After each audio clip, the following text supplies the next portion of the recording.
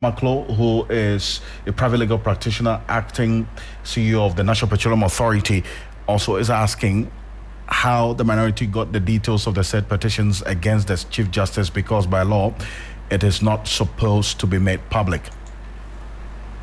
Of the petition, and the Chief Justice wrote the request. The President, in honoring the request, sealed the petition before giving it to her. Who informed the minority of the details? If her ladyship, the Chief Justice, in communication with the minority, because at this point, the petition is between the President and the Chief Justice. And in fact, for the President to guide the integrity of the process, he sealed, he marked the petition. I've heard one other journalist on Metro refer to what they claim to be the content of the petition. Who leaked to them? That is if it the details. No, but this one he phrases that we are told. Yes. Who told? And listen to him carefully. No, I just played that. Who told him these contents? But you see, how come that he, John Darko, his own colleague, Afenyo Markin, Frank Anodompre, brought a petition for the removal of Loretta Lamte. President Mahama didn't say it was an MPP MP against my appointee. He received the petition, actioned it, he found merit, and dismissed his own appointee. How come that today, Anodompre and his minority do not have confidence that President Mahama would do same thing he did to Loretta, affording her the opportunity to defend herself? Where is the fear? Where is the panic? You see, the stand of the minority relative to this broader national issue actually betrays a certain thing. It is extremely revealing. What is it? In all these constitutional arrangements, there's only one person under Article 146 to perform that role of receiving a petition. It is not Professor Ranford Jampo. It is not my learned friend here or this big man, not even me. Only President. The President. Who is the President of Ghana? Possibly the petitioner should have addressed it to the MPP minority before and given it to Afenyo Markin so that Afenyo Markin can consult the Council of State in this process. Malene Senior, you were called to the bar before me, and I've always been inspired by your legal work. What exactly is the complaint against John Mahama? My senior John Darko, what exactly is the complaint against President Mahama? Now, when you assume the position of now deciding that a petition is frivolous, are you not usurping the powers of President Mahama and the Council of State?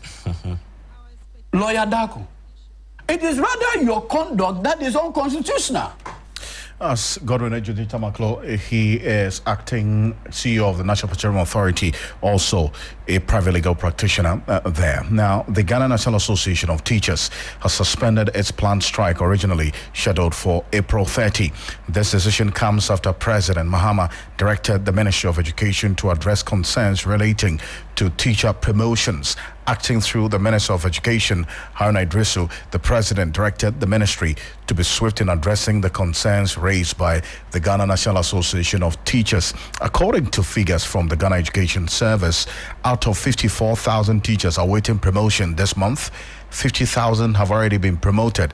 Additionally, 579 out of 1,579 teachers previously removed from the payroll have now had their names reactivated. First, let's hear from the Education Minister on the concerns that the Ghana National Association of Teachers raised earlier. Permission of Mr. President, as is addressing, a number of you here are teachers. one of your major concerns the president just referred to me is that in his campaign rounds, many of you who are deputy director generals of education suffer to hold the ladder above you to become directors because of the unavailability of office space. President John Dramani Mahama has directed the GES and the Ministry of Education that henceforth all those deputy directors be given their legitimate promotion, but accept that even without offices, they will still serve the GES in the capacity of directors. Accordingly, a decision of his legacy as President of the Republic of Ghana. Well, so that's the Education Minister, Haruna Idrisu, there. Let's get on to the telephone lines right now. And Thomas Musa Tanko is General Secretary of the Ghana National Association of Teachers. That's NAT, is joining us right now. And Mr. Tanko, appreciate you. Now, certainly this must come as some good development for you, especially because of the concerns you had raised some 3 days ago, indicating that by end of month, you're going to decide on what to do next. The minister says 50,000 out of the 54,000 teachers awaiting promotions have already been promoted. The rest are being worked on.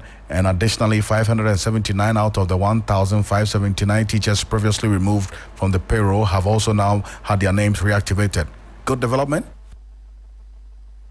So, good evening to yourself, my friend Alfred, together with all your listeners. That's a very good thing and a good news for the teachers.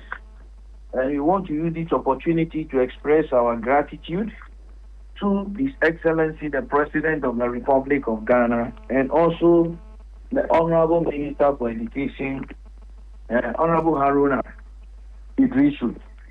And we believe that this will go a long way to motivate the teachers to actually work towards the development of Mother Ghana. Be mindful of the fact that you remember recently, the president indicated that when you are 60 years, you have to proceed, which is in line with our own constitution, that a public officer, all things being equal, you are supposed to retire at age 60, unless maybe your services require that you go beyond that one. And that one is for even specific group of people, depending upon exigencies of the issues at stake.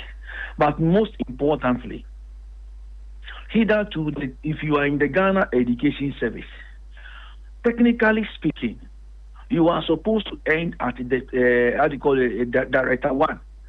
But the system has made it in such a way that you can only get to Deputy Director, but you cannot go to Director 2. And the reason why you cannot go to Director 2 is that there should be 3 conditions under which you can go to Director 2. Number 1, unless somebody, an office holder who is on the Director 2 goes on retirement, nobody moves. Or the other thing is that the person, the holder of the Director 2 office holder should resign. If that didn't happen, then there will be no promotion. Then the last one is that office holder should die. Then there can be promotion. We don't think that is how scheme of service are crafted. And so with the announcement coming from His Excellency, it has actually come to fulfill the tenets we have in our scheme of service. Now teachers can rise to Director 1, and when they get there, anytime deputy directors are needed, and we want to do the selection, they can easily become deputy directors and also Director General, so that the issue of always going to the university to go and bring people there to come ahead, the service will be a thing of the past. So His Excellency the President, we say we are grateful to you and God bless you. Let me quickly also add this particular one, the issue of the deprived area allowance, the 20% that His Excellency also promised. Today all those things came up and we are really discussing it. The upgrading, like you yourself, you have mentioned the issue of the upgrading, the promotion. In fact, we have made a significant headway, and we think that we gave ourselves by the close of May to resolve all the outstanding issues. So we are grateful to His Excellency the President and the Sector Minister, Harun Idrisu. I see. But then that also leads to apart from this, there were other concerns you say that were outstanding. Are these the only two? I mean, I'm talking about the promotions and also the outstanding issues. We will need to work out the modalities of the deprived area allowance and also the decoupling of the director, the deputy director rank from an existing district or a political district, among other things. The other one or the other issues that we have, on the single spine, I want to look. It will shock you to know that when all the directors were on level 25, the Director General of the Ghana Education Service was on level 23. It was recently that our own DG was put on level 25, and we want to fight again before those on Director 2 being pushed to a level 23. And when those directors were pushed, these things should have had some kind of a ripple effect on all the other ranks, but it didn't happen. We raised this thing with the previous government, and particularly the sector minister at the time, and the agreement was that we were going to work it out with the Fair Wages and Salaries Commission together with all the other stakeholders and getting that. But this time around, we've been given a firm promise based upon what has happened. We are to meet again to work all the outstanding issues in our agreement in the month of May, and we'll take it out from there. And then also talk about the raw allowances that you talk about for the teachers. What exactly? Yes, that's the deprived area allowance.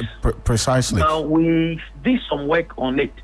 The document was submitted to the then Director General and also went to the sector minister at the time. But with this particular development now, we will need to go back to the document and then take it out from there. And that is also coming to the table, God willing, next month as we start working on all the outstanding issues.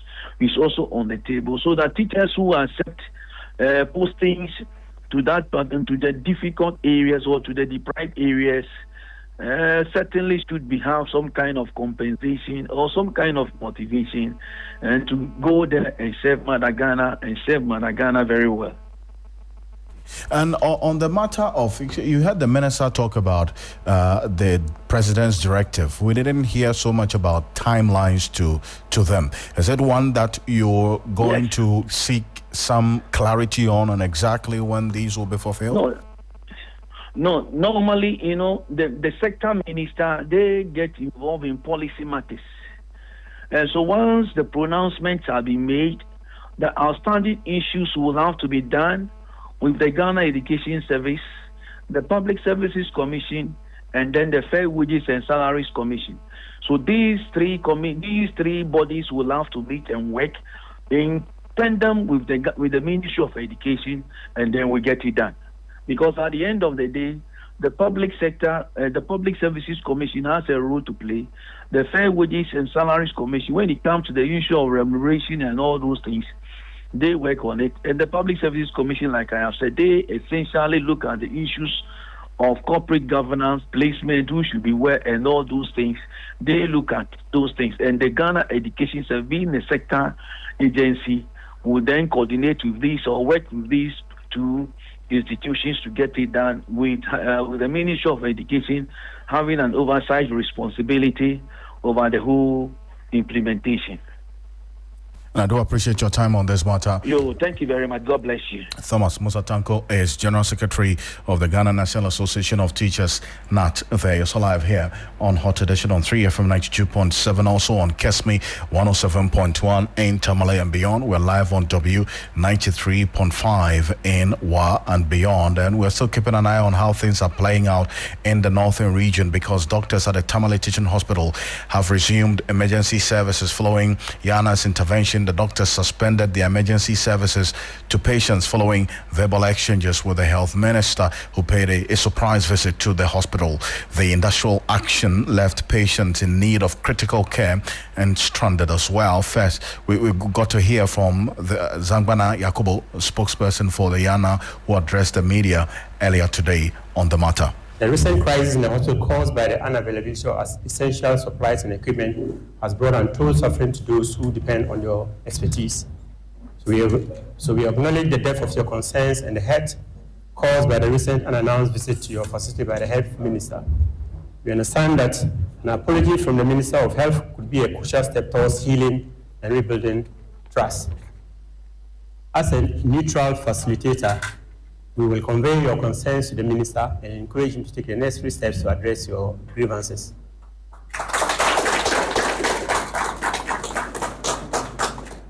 However, we implore you to consider the lives that hang in the balance. The cessation of emergency services has far-reaching consequences, and we fear for the well-being of those who cannot afford to wait. We appeal to your professionalism, compassion, and commitment to the Hippocratic Oath. Your dedication to saving lives is what brought you to this noble profession. We urge you, on the interim, to find a way to ensure the continuity of essential emergency services. We are willing to facilitate a meeting between your representatives and the Minister to discuss the way forward. Our goal is to ensure that the hospital continues to provide quality healthcare services to the people of Dagmar and beyond. As my children and grandchildren, I urge you to consider the bigger picture and the impact of the strike on the community, a community that you and your families reside in. Let us work together to find a solution that prioritizes patient care and addresses your concerns. My mistake is short, and I pray that you understand what I'm driving at. Once again, I thank you very much for your continued efforts in bringing comfort to the sick. I pray that wisdom, empathy, and a sense of duty guide your actions all times. Allah bless you all. Well, so that's Zangbana Yakubu there. He's a spokesperson for the Yana who addressed the media not a short while ago, and Christopher Macon, who sat through that engagement with the doctors at the Tamale Teaching Hospital, is joining us on the telephone right now. He's our Northern and Savannah regional correspondent. Christopher, what has been the response of the doctors to this plea by the Yana to them to resume their services at the hospital? Alfred, I can hardly hear you. If you can come again. Can you hear me now? Yeah, I can hear you. I was asking what has been the response of the doctors to this plea by the Yana that they should restore their services to the people who visit the Tamale General Hospital. Yes, so Alfred, I can confirm to you that as of now, the Doctors Association of the Tamale Teaching Hospital have, as it were, called off their strike on emergency services. So as it stands now, emergency services will be rendered by these doctors at the Tamale Teaching Hospital. Other services such as general OPD, pediatrics, and others still hold. According to the doctors, they have already agreed to get back to post to render emergency services only. But how about the outpatient services as well? That was affected by the suspension. I mean, the withdrawal of their services, is it not? Yeah, so for that one, my sources within the Doctors Association tells me that they are yet to take a decision on that. But one of the services that was withdrawn, that is emergency services. That one, they are back at post and rendering that particular service. But what's the general situation at the hospital as we speak after all of this, and then also the minister's appeal to the doctors, and after the donation of some of the items that they asked for which reason they withdrew their services?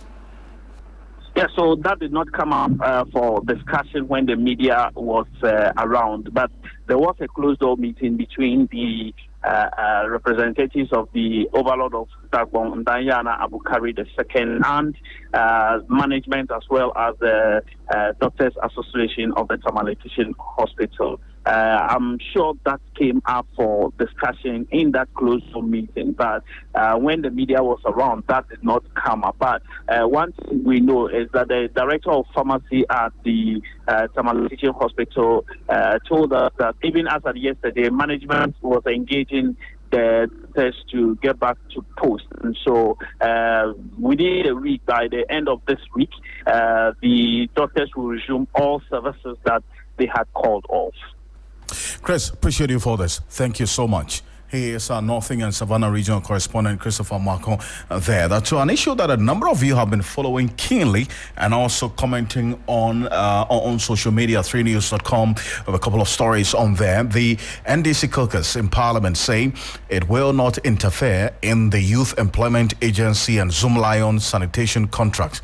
A release issued and signed by Majority Leader and Leader of Government Business, Mama Yariga, said any comment made by any member of the Sanitation Committee which appears to defend Zoomlion sanitation contract with the Youth Employment Agency should be ignored, as they do not represent the decision or opinion of the committee or Parliament. Now, pressure is mounting on the Youth and Employment Agency not to sign a contract with Zoomlion following the low wages reportedly paid by the company to sanitation sweepers. A chief executive officer of the YEA also been speaking about this, Malik Basantale. If you go on our Facebook page at 3FM 927, you'll see that quote attributed to him. Malik Basantale has come out to say that he will not renew the Zoomlion contract in its current form. The former YEA CEO, Kofi Japong, has also issued a statement denying renewing the said contract with Zoomlion before exiting office. Now, the release said the National Democratic Congress Parliamentary Caucus in Parliament has not authorized the Sanitation Committee of Parliament to interfere with the work of the Youth and Employment Agency. Now, it urged metropolitan, municipal or district assemblies not to allow itself to be intimidated by any authority to enter into any sanitation contract with any particular company. And this is one that, if you go on page, you reason why this Majority Caucus is responding to this matter and in fact issuing this statement. Scott, there was a story attributed to the Sanitation Committee urging swift payment of some 1.3 billion cedis debt owed Zoomlion. And that's what Mama Yarga says. That statement cannot and does not represent the position of the Sanitation Committee of Parliament, and that statement of demand for payment was made by John Otibles, who is chairman of the Sanitation Committee of Parliament. Mama Yarga says that statement does not represent the committee's position on this matter. Adam Sanano is a co-chair of the Citizens Movement Against Corruption. He's been following this quite keenly as well. Sanano, thank you so much for your time on here on Hot Edition. First of all, I want to find out from you how all of this matter related to whether or not to renew the contract of the Zoomlion, and then also the concerns about allegations of corruption in them. How does it get to you? Well, thank you. Given the amount of work that our comrade Adams Manasseh Uniaziri has done, which is all documented, very factual, looking at figures, looking at numbers. It just stands to reason that any responsible government would not just get into renewing contracts, but review the status quo. And if there have been any breaches of law, make sure that those breaches are addressed. If there are persons who have been defrauded, deprived of proper payments, those persons should be compensated. If there are services that have not been provided yet paid for, all of those must be taken into consideration as to whether to renew or not. And I think the situation we have where it appears to be a monopoly should be addressed. We don't get the best results when you have single entities providing these kind of services across board. There ought to be some kind of competition that ensures that people know that if you don't do the best kind of service, other entities, other organizations will take over from you. So I think it's in the right direction that people are questioning the contract and its renewal. I think that what we want to know is whether government is going to take the steps to build on the back of Manasseh's work and ensure that investigations are done before any further actions proceed. Now, in talking about investigation, who has to cause this investigation, and in what form should that investigation take?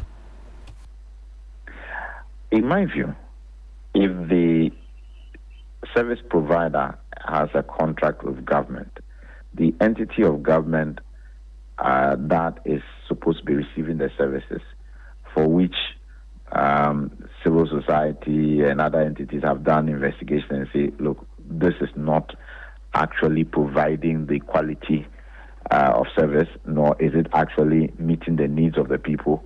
And when you have MMDAs themselves who have said, look, we can do this better, we don't see that the services are being provided, and yet payment is being done above our heads.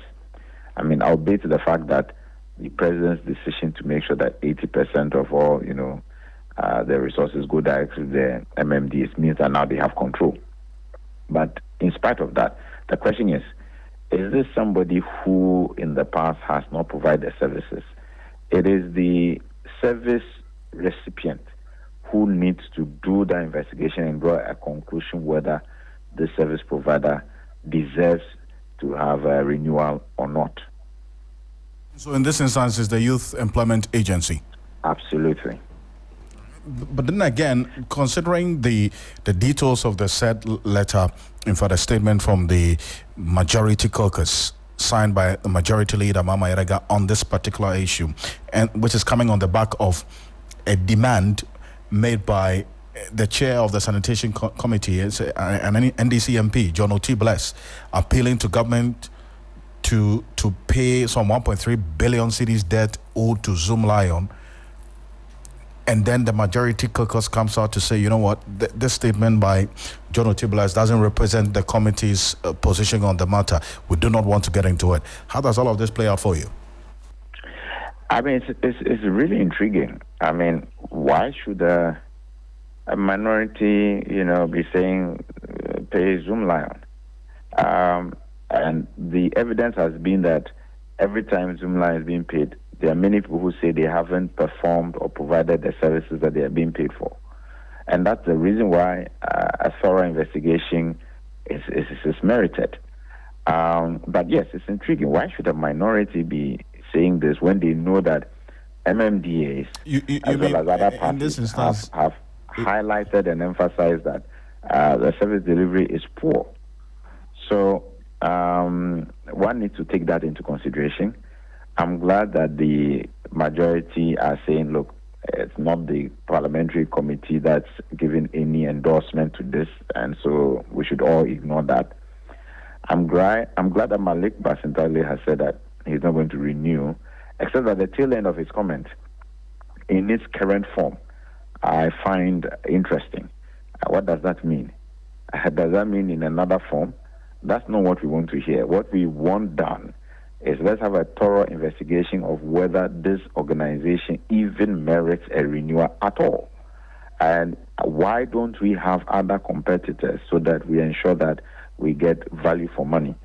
So there are much more major issues, and not just to suggest that we will not renew in its current form.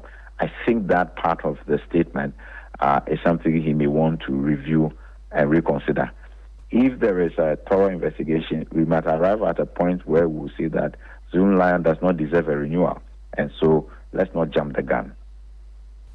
I see. So whatever consideration or whether or not to renew the contract must be after a thorough investigation. That's your call. Absolutely. Absolutely. Let's see whether we've had value for money, if there's money that should be paid back. Don't forget that the original JIDA committee, I was a member, in 2014, and there were many places where we found that the work had not been done, and yet money had been paid. And in our recommendations then in 2014, we said so that, listen, we don't understand this where people are not confirming that work has been done and a certificate of completion provided before payment. How can people be paid millions when work has not been done? And so historically, and that's 11 years ago, at least 10 years ago. So we have a keen interest in ensuring that we don't have monies being paid at a time when this country needs those resources to persons who have not delivered on any service. That's a major issue. There's also the issue of the staff who apparently are being paid, is it a quarter or less than a quarter of what Zoomlion is receiving? Is that conscionable? Does it provide them a living wage based on our standards in this country? And those issues that if it were any other company would take them to court on, shouldn't we be acting? So there are substantive issues that ought to be addressed. Mr. I appreciate your time on this. Thank you so much. And thank you for having me. Adam Senano is the co-chair of the Citizens Movement Against Corruption there. But a Chinese national suspected to have been engaging in illegal mining at Adanse, Tawobebi, has also been picked up by the Ashanti Regional Security Task Force. 13 excavators, from what we're hearing from our reporters, were also impounded during the operation. The operation, which was led by the Ashanti Regional Security Liaison Captain John Kwame Jabari, retired, targeted some cocoa growing areas in the Adansia Squad district where illegal mining is rife, as several hectares of cocoa farms have been destroyed. Now let's take a listen to some of the farmers who have had their farmlands destroyed by these illegal mining activities. And this is what they have been saying to us. We'll recall that shortly here on Hot Edition on 3FM 92.7. Also, let's go straight to the Western Region, where the Western Region Police Command has, through intelligence-led operations, arrested 3 people for allegedly robbing a gold buying company, Mas Palasco Gold Buying Limited, employees of gold valued at 199,000 Ghana cedis and other valuables at Wasa Afrensi. Now, according to preliminary investigation, the robbery occurred on April 4, 2025, when armed men ambushed the company's vehicle. The Western Central Police Commander, DCOP Desmond Owusu-Boampong, addressed a news conference earlier today. The Western Central Regional Police Command, through an intelligence-led operation, has arrested 3 suspects in connection with a robbery incident at Wasa Afransi in the Western region. The suspects, Felix Ejei, alias Africa or Nana Ejei, Emmanuel Kelvin, a Nigerian national, and Kofi Apia, alias Kessie, robbed employee of Mas Palasco Gold Buying Limited of gold value at 199,000 Ghana cedis and other variables. Preliminary investigations indicate that on 4th April 2025, Kofi Apia, a driver for the company, and 1 other employee, Emmanuel Edu, were returning from Wasa AEM after collecting a quantity of gold from a crime when armed men suddenly emerged from the bush, fired a warning shot. The suspect made away with 14 pounds of gold, 2 mobile phones, and an unregistered Toyota Corolla, which was later found abandoned in the nearby community. Further investigation led to the arrest of Kofi Apia at his residence in Wasa Ekropon on 21st April 2025. The 2 other suspects were subsequently arrested at their respective hideouts. The Western Central Regional Police Command has arrested 6 suspects in connection with illegal mining operations at Pepoch near Dumping on 23rd April 2025 in the Western Region. The suspects are Justice Tete, Michael Acha, Bismarck Jima, Ramsey Amwa, Michael Ativo, and Emmanuel Ando were arrested as part of the ongoing anti-galamsey operations. Police retrieved 5 excavators from the suspects, which are currently in police custody at Dumping. Lastly, police arrest suspect for stealing a vehicle belonging to EPA in Takwa. The suspect, Salifu Gariba, was arrested by officers of the Northern Regional Police Command on 16th April 2025 at Kuko Bila along the Tamale Boliga Highway, and the stolen vehicle recovered from him. Preliminary investigation indicates that The vehicle was stolen in the early hours of 15th April 2025 from the residence of an employee of the EPA at Budo City, a suburb of Takwa. Suspect Salim Fugariba has been remanded into police custody for further investigations.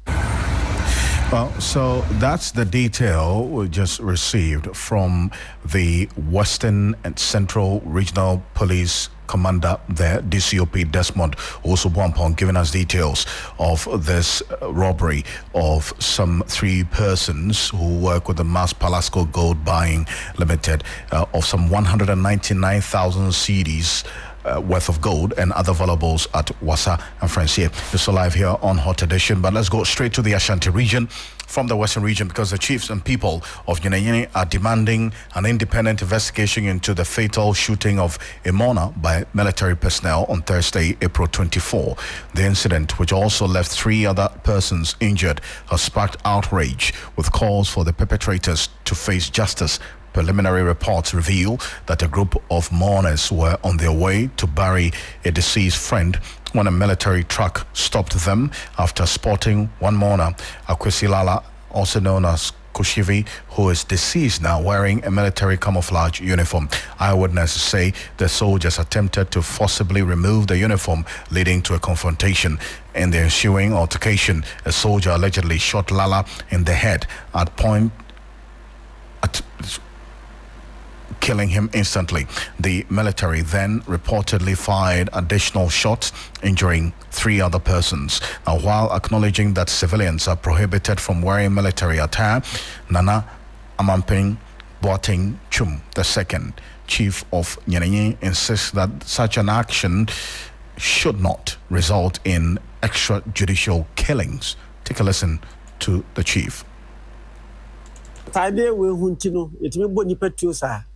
Ubia nkutashi kretu nkra abana bibia mo madam funaka baby no me na nunti etimi boni petu ma wu kwa yasa brand young man we wasiso etimi boni tu sa even say o mai bibi kra ye provocative enye say enye tu asem so mo nkuta bibia nkutashi dede no mo ya editinu e kwase the mestre ni say apart from buy no mama we share bo so me hwehwem ama edi atoyi nipa yes we di sem no o me hwehwem no na eni emrali na di ni di akiri.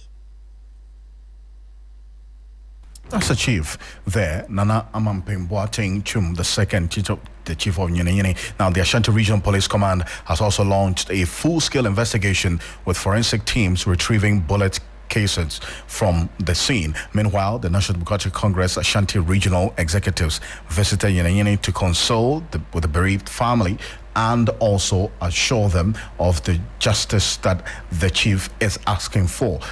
The team urged the youth to remain calm. Augustine Nana Akwesi is NDC Ashanti Regional Chairman. If even it was a military attack, like they have to arrest him, they have a nearby police station, hand the person to the police and continue their journey. But to open a fire on a human being is very uncalled for. And we condemn it, and we are appealing to the President of the Republic of Ghana, my President, His Excellency John Dramani Mahama. This is not the first time. I've already spoken to them that they should be calm. They shouldn't take the law into their whole hands. And they've listened. I know that they are not going to misbehave.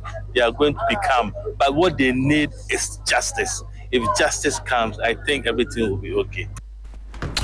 Well, that's the NDC Ashanti Regional Chair there, Nana Akwesi Augustine, talking to the media earlier today. So live here on Hot Edition. Let's go straight to the Ashanti region, and Ibrahim Abubakar is Ashanti regional correspondent in there. Ibrahim, how did the residents receive the said assurance by the Ashanti region NDC that you're going to ensure that justice is served them?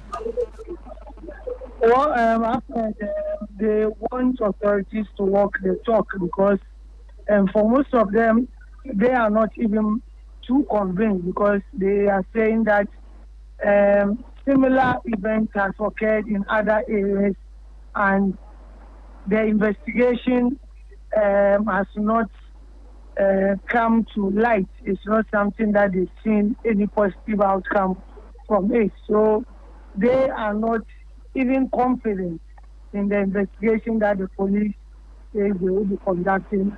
In fact, this afternoon, the community was a bit tense. A lot of the youth mobilized there. Some were even saying they wanted to face off with the military, but then they have been asked to remain calm.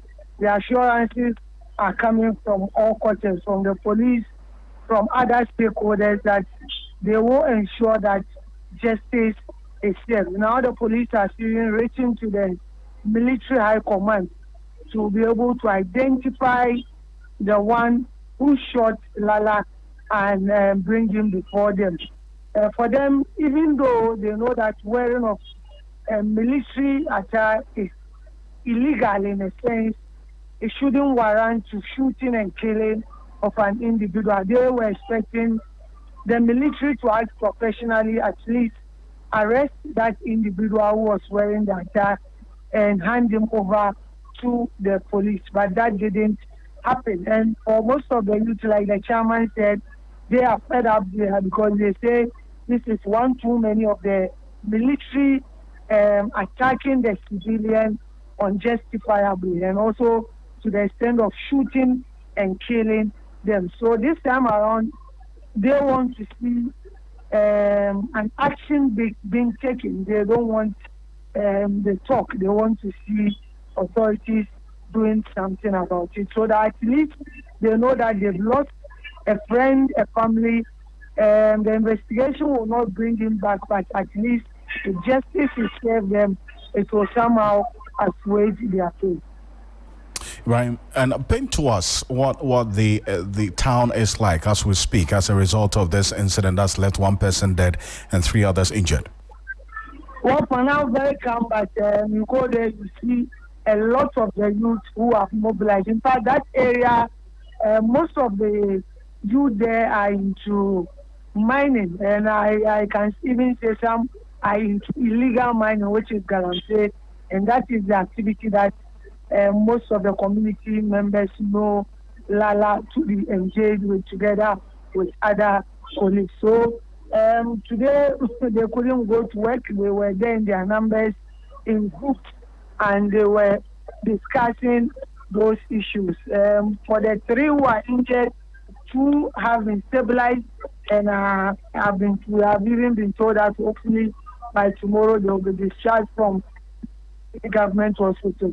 One whose situation was critical, he was shot in the leg, has been brought to the Pompano Teaching Hospital and currently receiving treatment. So they are formed groups, they are just talking among themselves, but the authorities have stepped in, giving them all the assurances and asked them to remain calm, and that investigation will be conducted thoroughly, and whoever is found culpable will be brought before the law. I appreciate you for this, Ibrahim. Thank you so much. Ibrahim Abubakar is Ashanti Regional Correspondent, still live here on Hot Edition on 3FM 92.7, also on Kesme 107.1 in Tamale. We're live on W 93.5 in Y and beyond. Stay with us. We're back with the business news after this quick break. Alone, we can only go so far. But when we move together, there's no limits to where we can go. Together, we move with joy. We move to our own beats. We move with the natural goodness of Malta Guinness. A feel-good refreshment with vitamin B1, B2, B3, B5, and B6. Grab a bottle of Malta Guinness now and feel the vim. Malta Guinness, we move. Always check out for the Made in Ghana symbol. This advert is FDA approved.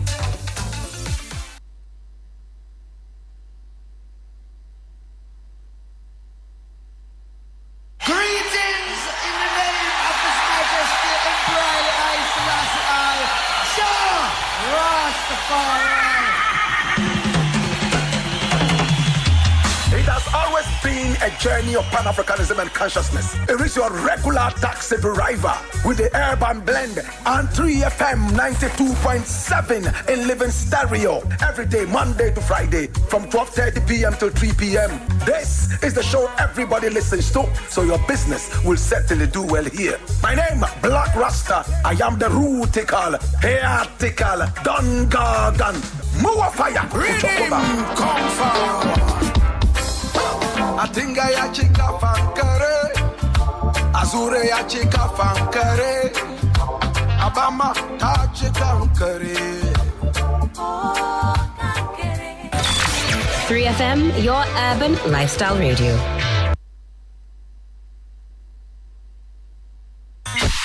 Accra, Ghana, Africa, and worldwide. Join us on Inspirational Gospel Mix this and every Sunday, 8 p.m. to 10 p.m.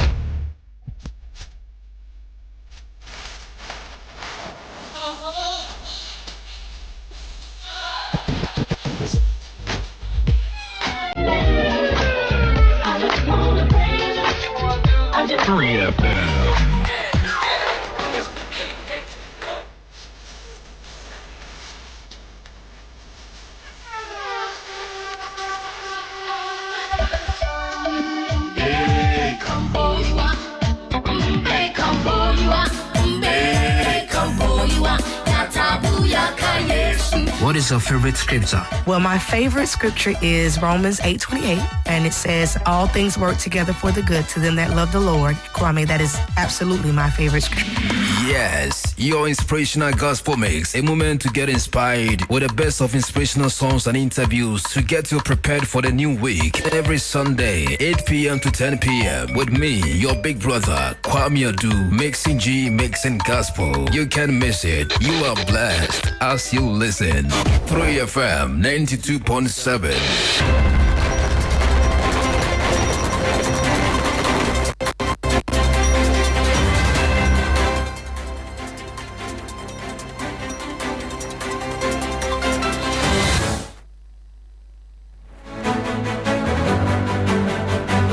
Hello, good evening. Welcome to the business segment on Hot Edition. Coming up tonight, International Monetary Fund IMF revises Ghana's revenue to GDP forecast downward to below 17% until 2028, with country's expenditure expected to stay flat. My name is Minu.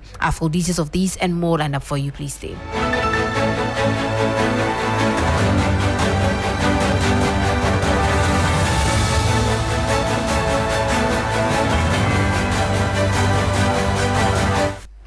Now the details. Ghana's efforts to mobilize domestic revenue continue to lag behind expectations as the International Monetary Fund revises its revenue to GDP projections for the country downward to below 17% over the next 4 years. This is despite previous estimates by the fund indicating the country could exceed the mark between 2025 and 2030. In its April 2025 fiscal monitor, the IMF estimates the 2024 revenue to GDP ratio at 15.6%, with only marginal increases in the coming years, rising to 16% in 2025 and reaching 16.9% by 2028. These figures signal Ghana's continued struggles in revenue mobilization, keeping the country below the average of its African peers and well short of the recommended 20% benchmark for developing economies. Meanwhile, government spending is expected to stabilize, with the expenditure to GDP ratio projected to stay relatively flat at around 18.8% annually over the next 4 years. This is a significant drop from the 23.3% recorded in 2024 and a steep decline from the over 30% mark seen during the peak of the COVID-19 pandemic. The data reflect a tight fiscal path ahead as the country navigates its ongoing IMF-supported economic recovery program. That was the 2 Business News Desk report. Away from that, Governor of the Central Bank, Dr. Johnson Isiama, is calling for a reset in U.S.-Africa trade relations, urging reforms to the African Growth and Opportunity Act set to expire in September 2025. This is despite the recent 10% U.S. tariffs imposition, which threatens Ghanaian exports. The following 3 Business News Desk report has details. At the African Leaders and Partners Forum in Washington, D.C., Dr. Johnson Esiama made a strong case for transforming U.S.-Africa trade from commodity-driven to value-added, innovation-led collaboration. His call comes as the African Growth and Opportunity Act, AGWA, approaches its expiration next year.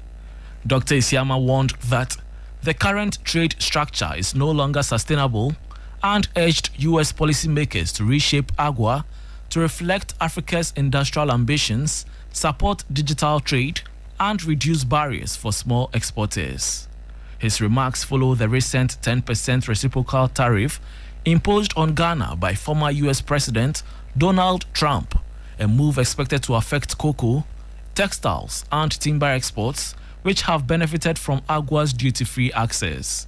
The Bank of Ghana governor proposed 4 pillars for future engagement: macroeconomic stability, resilient financial systems, trade finance hubs, and inclusive digital transformation.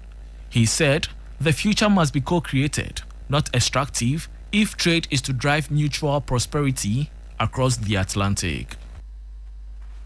And that was a 3 Business News Desk report on Bank of Ghana calling for a reset in the U.S.-Africa trade relations as AGOA nears expiry in September 2025. Now, before we go, the Africa Center for Energy Policy, ACEP, has welcomed government's decision to grant a 12-month lease extension to Abosso Goldfields Limited for continued operations at the Damang mine, describing the move as a step in the right direction towards fostering dialogue and safeguarding investor confidence.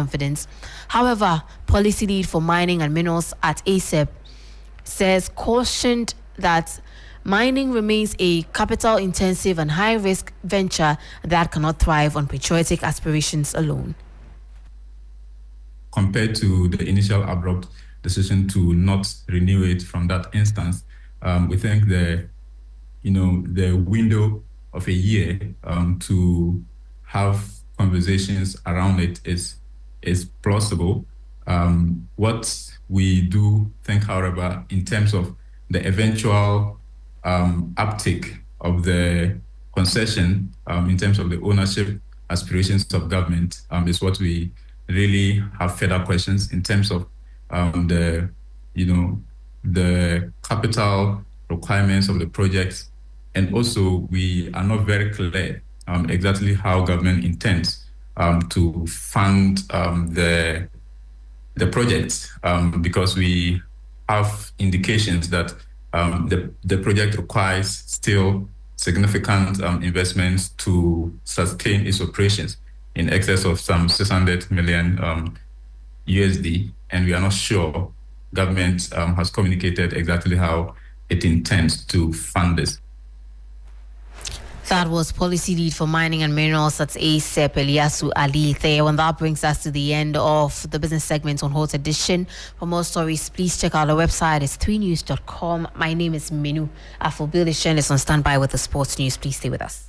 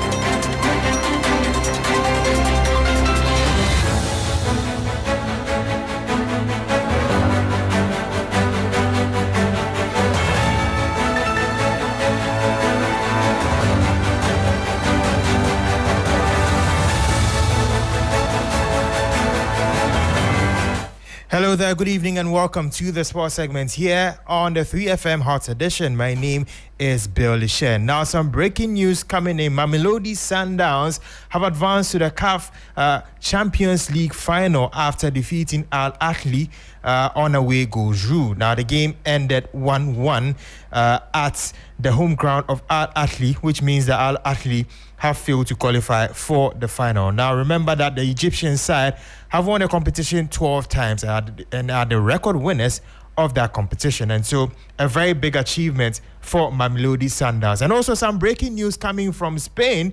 Real Madrid have cancelled the press conferences scheduled for Friday evening ahead of the Copa del Rey final against Barcelona on Saturday. Carlo Ancelotti and Luka Modric were scheduled to appear before the media for the press conference on Friday, but it was announced by the RFEF that is not scheduled to take place anymore. There's a war ongoing now between the referees and Real Madrid. VAR González Fuertes talked about Real Madrid TV's videos on referee Ricardo de Burgos in their press conference earlier on Friday. Shortly after that, Real Madrid deemed it to show impartiality and requested the RFEF to get the referee changed. Now, RFEF did not change the referee, and so Real Madrid have also gone on to release a statement to this effect, and here are some excerpts of that statement.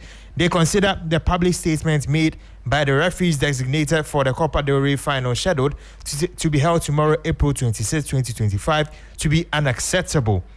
Now, given the seriousness of what happened, Real Madrid hopes that those responsible for the RFEF and the refereeing body would act accordingly, adopting the necessary measures to defend the prestige of the institutions that they represent. So those were the words of Real Madrid in the official statement.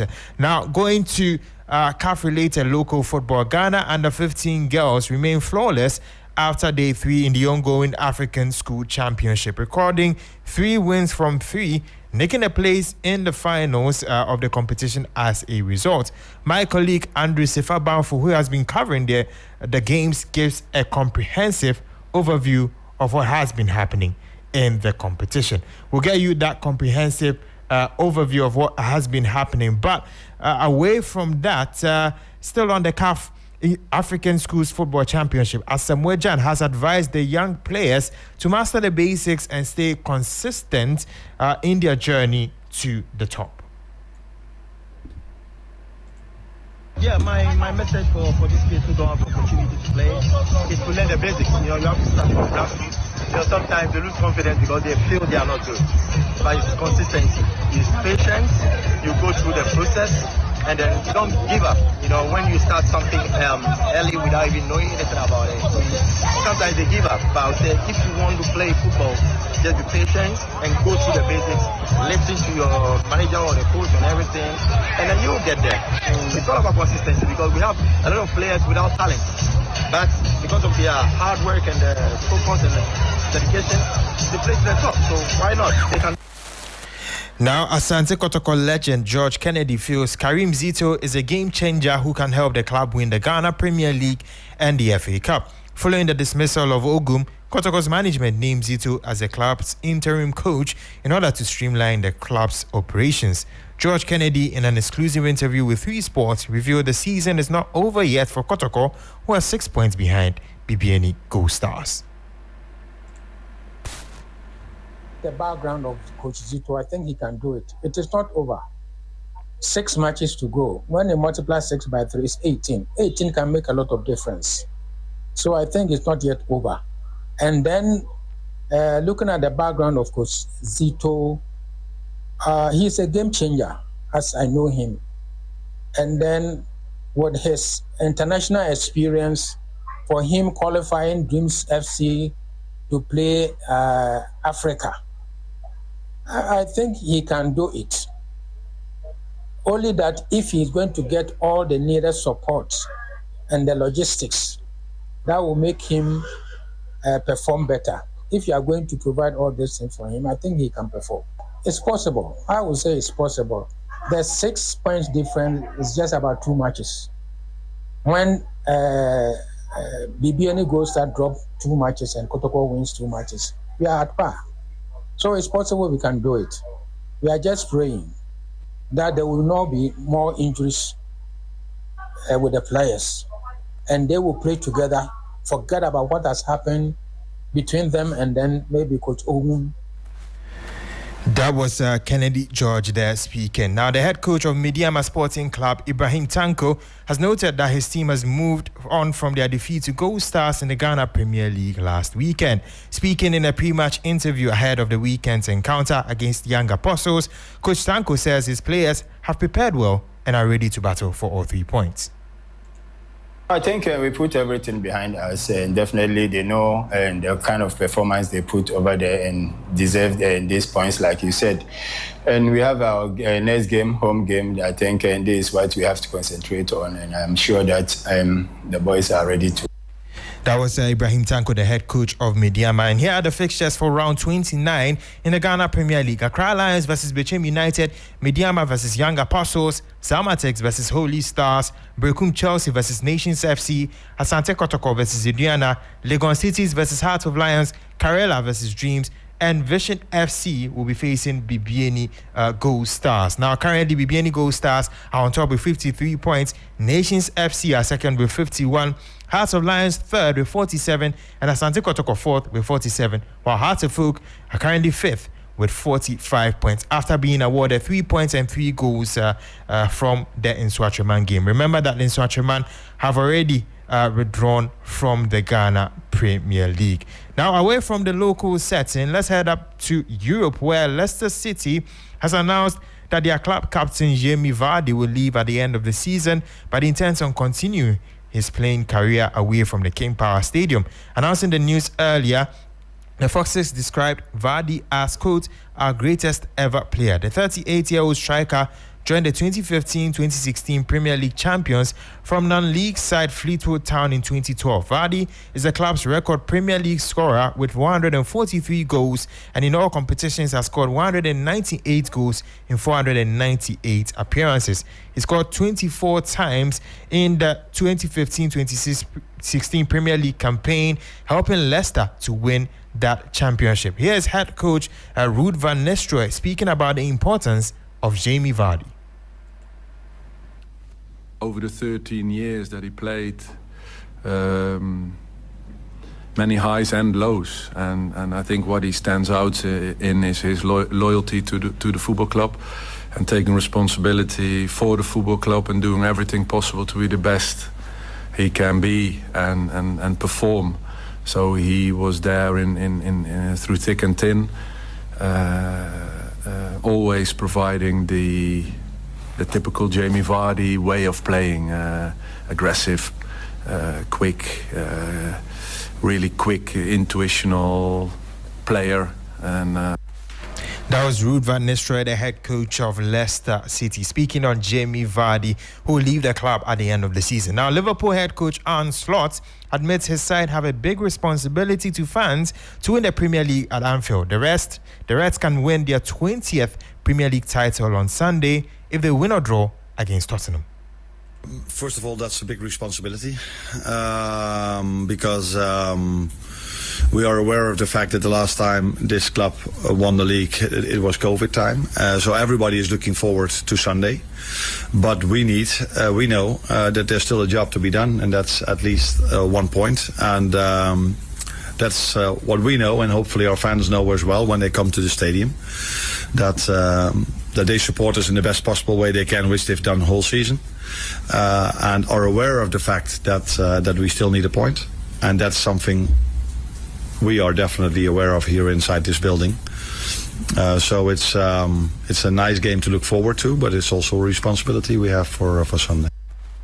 That was Arne Slot speaking there ahead of Liverpool's Sunday encounter against Tottenham. Remember, if they win or draw against Tottenham, they would lift the Premier League title for the 20th time in their history. But before we do go, Manchester United are also preparing for a tough clash against Bournemouth in the Premier League this Sunday. Ahead of the match, Manchester United's manager Ruben Amorim believes against the Cherries, it's going to be a difficult one. It's massive because it's one team that presses a lot. He has something to fight for in this moment with the European nights and we know the quality of the squad, the quality of the manager, the way they play, the way they press, the one against one that they have, the mobility of Evan Nielsen, Kluivert, Semenyo. So it's going to be a really tough match, and we have to be really focused on this game, because here every game is really important, and we need to win games in Premier League. But of course, in certain details, we have to focus not just in this game, but also in the next one. That was Ruben Amorim, the head coach of Manchester United. Now, Arsenal's talented young fullback, Miles Lewis-Skelly, believes that the Gunners had a fantastic season despite their injury woes. Despite missing out on the Premier League title, Arsenal remain in the semis of the UEFA Champions League. It's been a lot of ups and downs this season, but I say as a team, we've been so resilient through injuries, adversity, and I feel like we've showed our courage a lot this season, and yeah, we've shown the world, and we proved to ourselves that we can do it through ups and downs. But I've enjoyed the process and how it's gone, how I've integrated with the team, from playing 21s to training to playing. I really enjoyed the process. That was Miles Lewis-Skelly, a left back for Arsenal. Now, here are the fixtures in the Premier League for match week 34. Chelsea will face Everton at early kickoff on Saturday. Brighton will face West Ham United. Newcastle will face Ipswich. Southampton will face Fulham. Wolves versus Leicester City. Bournemouth versus Manchester United. Liverpool will face Tottenham. And Nottingham Forest will be facing Brentford. Now, in the standings, Liverpool are currently on top with 79 points. Arsenal are second with 67. Manchester City third with 61. Nottingham Forest fourth with 60. Newcastle fifth with 59. Chelsea sixth with 57. And Aston Villa seventh with 57. You're wondering why I mentioned from first to seventh. Now, from third to seventh, all of them have the opportunity to finish in the top five. And remember, the top five now in the Premier League means that you would qualify automatically to the Champions League for the 2025-26 season. And also remember, Leicester City and Southampton have already been relegated from the Premier League for this season. And if Ipswich drop points in subsequent games, they would also be relegated as well. Now, before we do go, there's also some matter which relates to the Copa del Rey final between Real Madrid and Barcelona. As I mentioned earlier at the top of the bulletin, Real Madrid have boycotted the press conference, but Barcelona head coach Hansi Flick has been speaking ahead of this game. It's always better to play with the fans than without the fans. So it's a final and against Real Madrid. I think the stadium is unbelievably good, so it's really we have to enjoy. We have to enjoy the day tomorrow. We have to enjoy the match, and of course we have to give everything. So we fight for that. I said before, we started the journey in the beginning of the season, and we want to fight for every title we can win, and we have the opportunities to win 3 titles, and this is our goal. So, but I know. Or we know it's difficult because we play against Real Madrid and they have a fantastic team. That was Hansi Flick, the head coach of Barcelona. Bringing an end to the sports segment here on the 3FM Hot Edition. My name is Bill Lishen. Alfred and the rest of the team are on standby with more.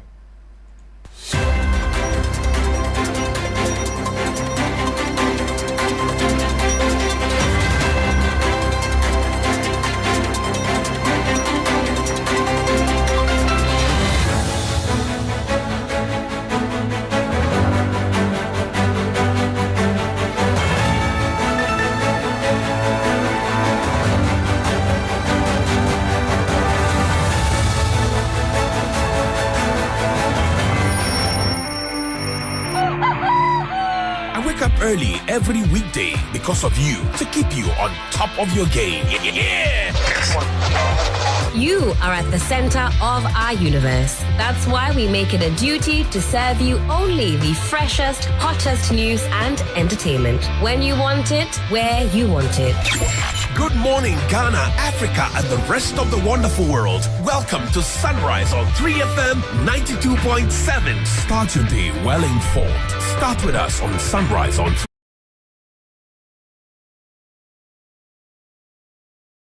92.7 with me, Johnny Hughes, Helena Piampofo, weekdays from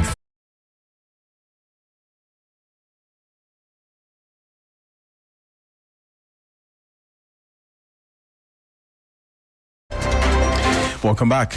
Before we go here on Hot Edition on 3FM 92.7, also on Kiss Me 107.1 in Tamale and on W 93.5 in Wa and beyond. We do appreciate your thoughts, views, comments and opinions on the issues that we talk about, and also the happenings in the Northern region, Tamale Teaching Hospital specifically, and the also developments in the Ashanti region. We keep an eye on how things are playing out in there. But before we go, the news just coming through is that President John Dramani Mahama has announced that Ghana will now observe July 1st. That's the 1st of July as the National Day of Prayer and Thanksgiving.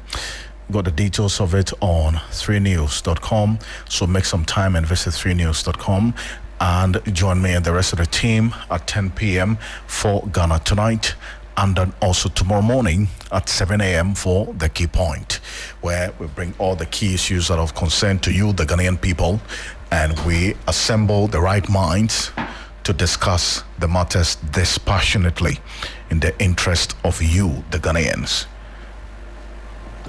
Thank you so much for staying with us. My name is Alfred Ocansey. Have a great evening.